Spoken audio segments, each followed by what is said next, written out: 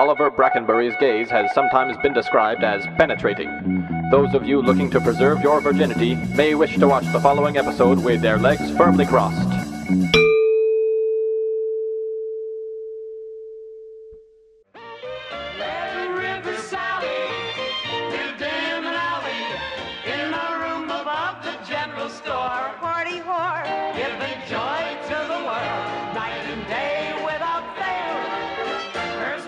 Fascinating tale. From her bed, now a young man was leaving.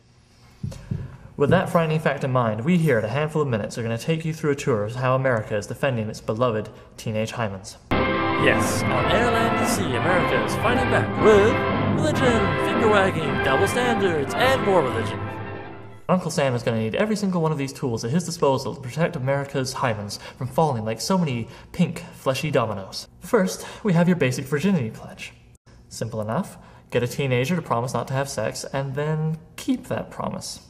Despite, however, buttressing these promises by letting people know that God won't like them very much, or that 87% of teenage girls who have premarital sex suffer from emotional diseases, the rates of premarital sex continue to skyrocket. Emotional condoms, by the way, should not be distributed in public schools, but that's an episode for another day. So, the good folk over at the Silver Ring thing have decided to knock it up a notch. Well, you know, by giving the teenagers something to help them from forgetting their pledges, because they were probably just forgetting not to have sex, right? So they thought, well, let's, you tie a string around your finger, let's go one extra level here, and give them a silver ring around their finger. I mean, works for me, I usually wear a bronze ring to remind myself not to sodomize my neighbor's garden gnomes. Though I'm not wearing it today, I haven't eaten any trans fats lately, and I figure Daddy's due for a little special.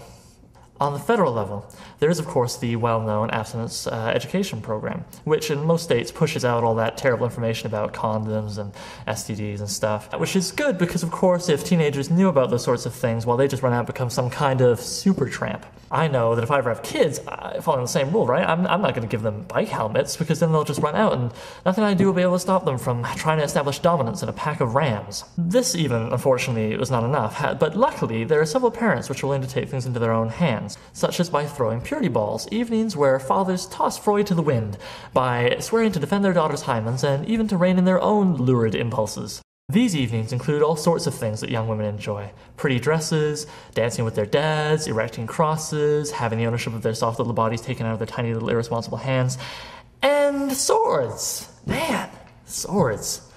I wish I'd had a hymen for my daddy to protect.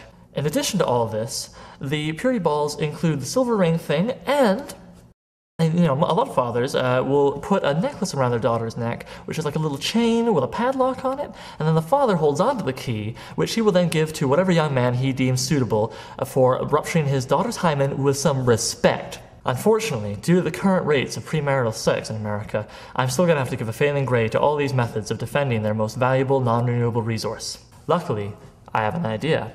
I realize chastity belts, they're a little bulky, a little old-fashioned, hard to market to the younger set, so that's why I've come up with my own idea on them.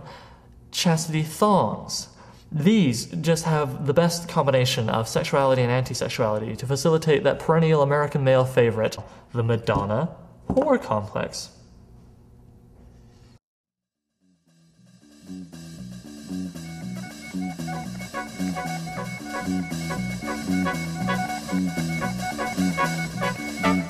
Fans of today's show can order chastity thongs to the show's affiliates at www.daddyslittlehymen.com.